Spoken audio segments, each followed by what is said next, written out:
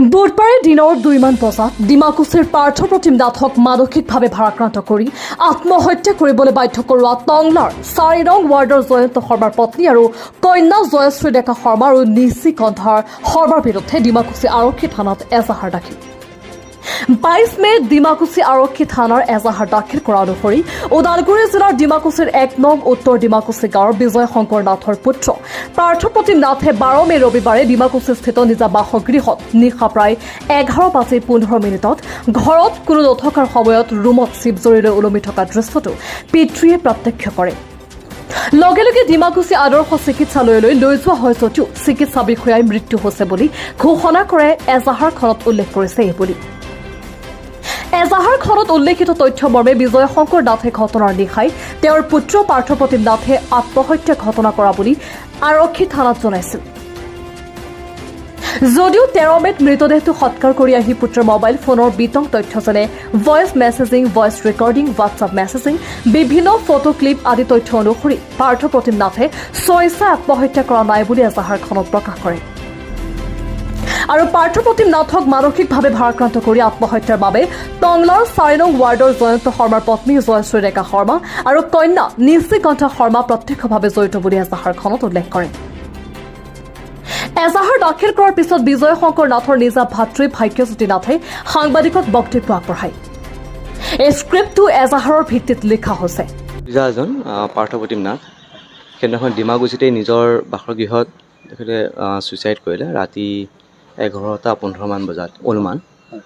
আৰু তাৰ কাৰণে মানে কি আমি বহুতেই চক হৈ গ'লোঁ, কাৰণ তেনেকুৱা এজন সৈনিক স্কুলৰ পৰা দ্বাদশ শ্ৰেণীৰ চূড়ান্ত পৰীক্ষা দি কেনে এই ঘৰত আহিছিলে।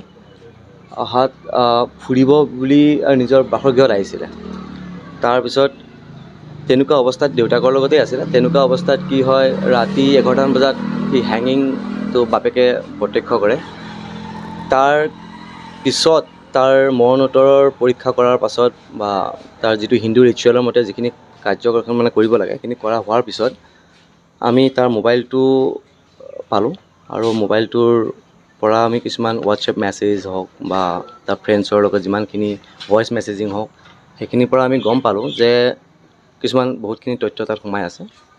গতিকে সেইখিনি তথ্য আমি আজি পুলিচক এখন এজাহাৰ দিয়া হৈছে। আৰম্ভণিতে এখন এজাহাৰ দিয়া হৈছিলে, তাত আমি কাকো অবজেকশ্যন কৰা নাছিলোঁ, কাৰণ পৰিস্থিতিটো কিবা আছিলে।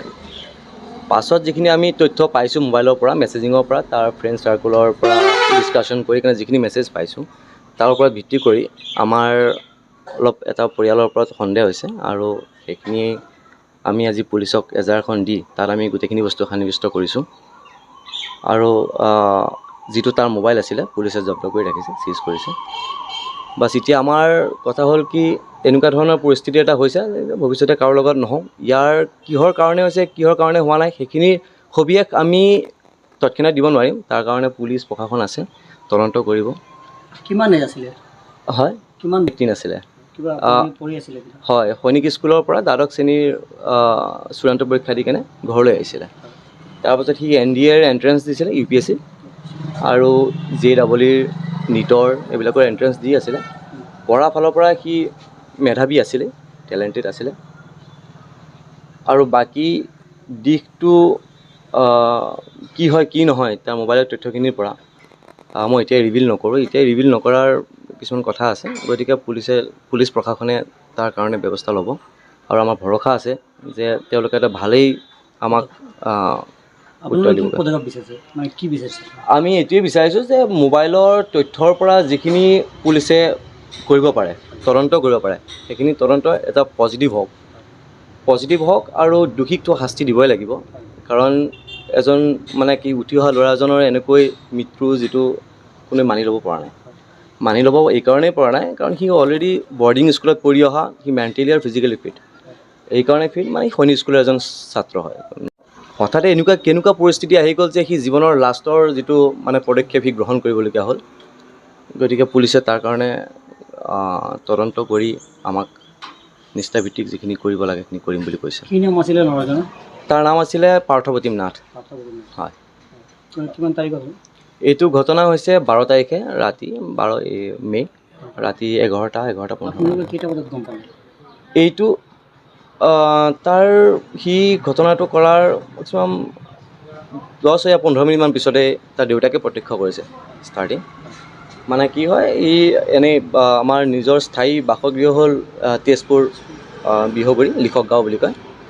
আৰু মোৰ দাদাৰ মানে তাৰ এটা প্ৰপাৰ্টি আছে ইয়াতে ডিমাকুছিতে, তাৰ চাকৰি সূত্ৰে সি প্ৰপাৰ্টিটো লৈছিলে। আৰু প্ৰত্যেক দেওবাৰে সি আহি কেনে ঘৰৰ চাফ চাফাই বা অকণমান ওচৰ চুবুৰীয়াৰ লগত মিলা জুলা কৰে। আৰু তাৰ একচুৱেলি এটা কোচিং আৰম্ভ হৈছিলে 14 মে'ৰ পৰা।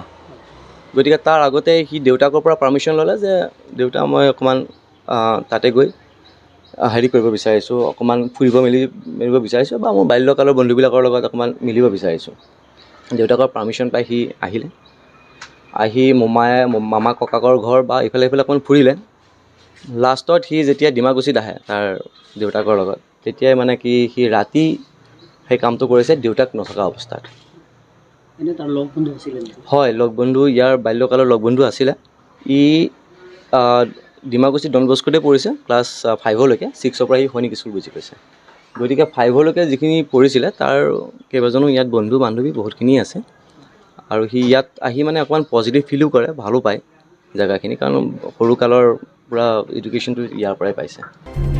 দৰঙৰ পৰা ফাৰুক মণ্ডলৰ ৰিপৰ্ট, সুহানা লাইভ।